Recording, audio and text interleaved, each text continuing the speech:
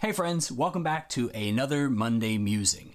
Today's topic is brought to us by Trip, a longtime player and supporter who asks this: what is an acceptable amount of time to invest into a campaign as a player? What happens when one or more players don't commit enough? What about the opposite? And is there a middle ground to shoot for? So, first, I want to be clear that it is generally pretty acceptable for a player to only invest in a game the amount of time that they are going to be there at the game playing. That is pretty much the minimum required bar, whether you're talking pro GMing or hobby stuff just with your friends and family. The time that you put aside every week to be there at the table, or every month, or however often you guys get together to play, that amount of time is the minimum. You need to be willing to be focused, willing to attend, willing to potentially put aside other concerns to show up at least most of the time to your games.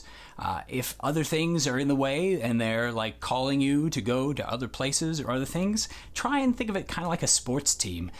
If you were on a sports team and you had paid for entry or hadn't in order to be a part of this team and you didn't show up, you would not get to be a part of that sports team for a particularly long period of time if you just continue to miss games.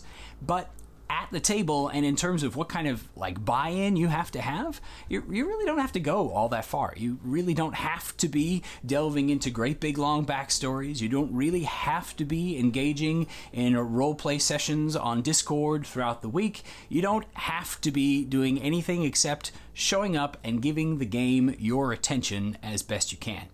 Now, the dangers of running a table that has wildly disparate levels of buy-in and attention and time committed to it is that either your DM can allow things to run away with themselves with the spotlight on the talkative players or the characters with huge backstories or the role play that's happening midweek. Sometimes that can leave the people who aren't that invested stuck behind, and you would need to make allowances for that in order to keep them there, and you would also need to maybe draw some kind of limits on how far ahead people could get, what kind of actions could actually take place during downtime or role play or other situations like that.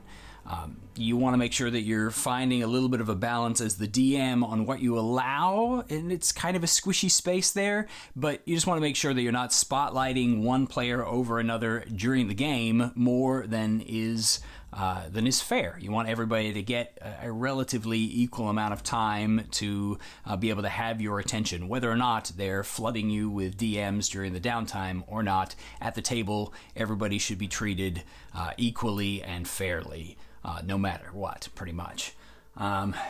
It runs a spectrum, and most games run that spectrum of invested and less invested players, and ultimately that usually works out pretty much okay. It's usually all right to have that one player that's super into the details and the notes of things, and is the one that does all the callbacks to, oh, we had this possible quest in that location, or this person told us this and this person told us that, so we know this piece of information. Usually everybody at the table is grateful for that guy, but nobody is mad at the guy who is just playing the situation out with the best that they can remember and the best information that they have to hand. It doesn't usually cause any problems. If anything, it's just a chance for those players who want to overcommit to get a little extra zing of, yes, I'm doing a good job, when the rest of the players are impressed by the payoff for the time that they've put into it.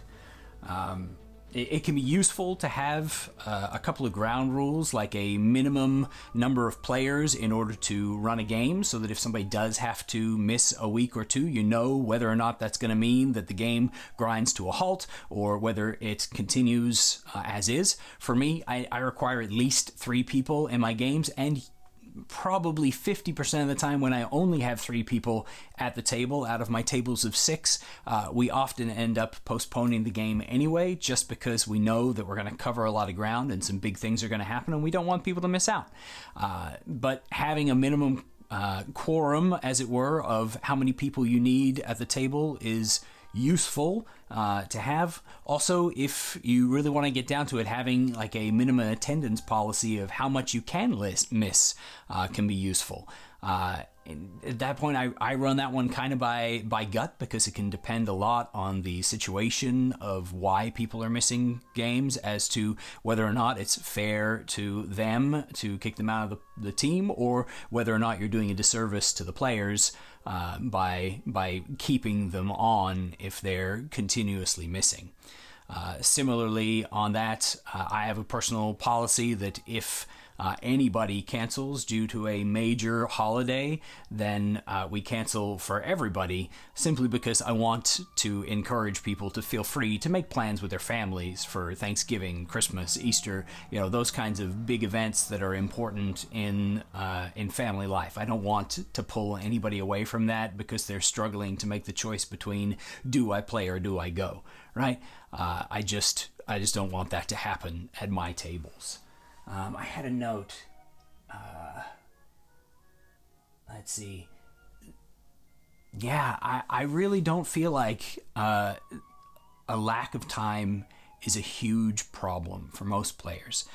It can mean that your DM, like different DMs are going to have different opinions as to how much investment they require from you. Most of them are going to be pretty upfront. If you ask them, how much do I need to commit to this? If I'm only capable of just showing up on game day, listening to the recap, and then playing, never taking any notes, and never doing anything else, is this the game for me?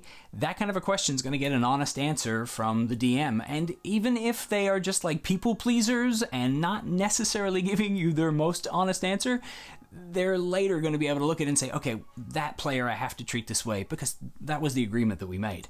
And DMs are pretty resilient creatures when it comes to that sort of thing. So just tell people what kind of availability you have, and trust that open communication is going to be met with open communication.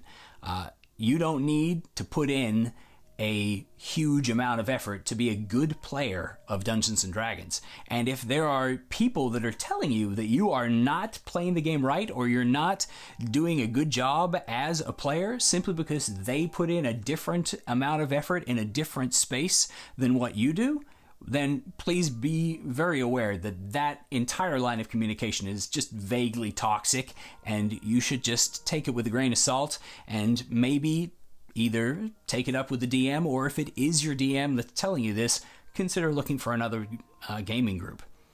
I hope that helps, Trip.